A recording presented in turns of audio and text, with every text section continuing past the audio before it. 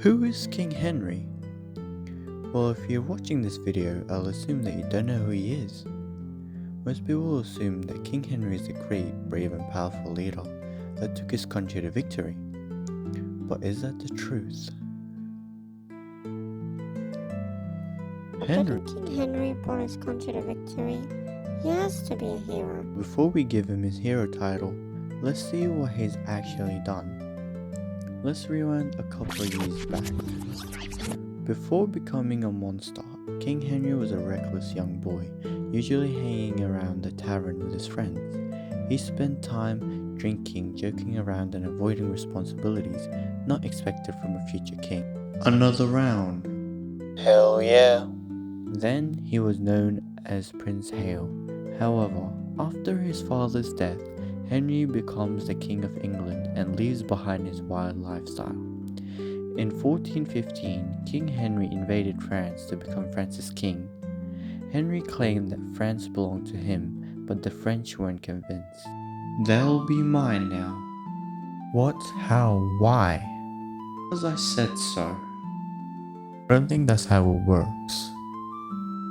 Henry is often praised for winning the battle between France and England while being heavily outnumbered. We're so cooked. They were in fact not cooked. Before the great battle started, Henry delivered a renowned speech known as the St. Crispin's Day speech. Gentlemen in England now abid, sheltering themselves, accursed they were not here, and hold their manhood cheap, whilst any speaks that fought us upon St. Crispin's Day. This day is called the Feast of Crispin. He that outlives this day and comes safe home will stand a tiptoe when the day is named and rouse him at the name of Crispin. A great speech, but also a way to pressure his army to fight for his so-called manhood. Surprisingly, the speech works. Here Henry promises his soldiers honor and glory, but if they survive, of course. A speech about brotherhood sounds better when you're not the one in danger. My lord, must humbly on my knee I beg the leading of the Vard. Being so eager to go to battle, poor York dies. What was it? I don't know about that. This is one of the reasons why Henry is seen as manipulative. Was he inspiring and motivating the young soldiers, or was he guilt-tripping them into fighting the war? Depends on who you really ask. Let's talk about one more time when Henry was a bit questionable.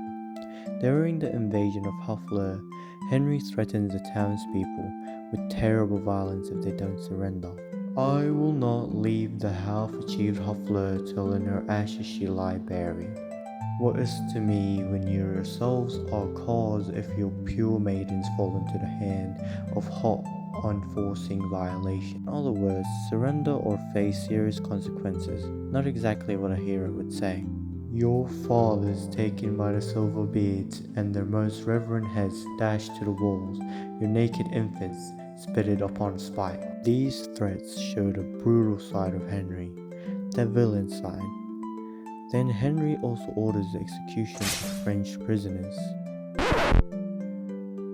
This isn't the first thing someone thinks about when mentioning the word hero. Some people argue whether he was just doing what king or leader was doing during the medieval times, and others argue that threatening and guilt-tripping innocent people in war is a no-no. Either way, this doesn't sound very heroic. Many people have heard of Henry through Shakespeare's plays. Hey bro, I'll add some controversial stuff for the drama, is that cool? Yeah, don't add too much though. Should I add more inspirational speeches? Yes, whatever.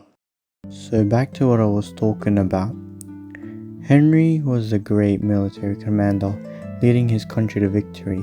He inspired many people and achieved what many believed was impossible at Agincourt. But he was also manipulative and brutal, giving powerful speeches to influence his soldiers to then threatening civilians and ordering executions. Heroes aren't always good, villains aren't always evil. So was Henry V a hero? I'll let you decide.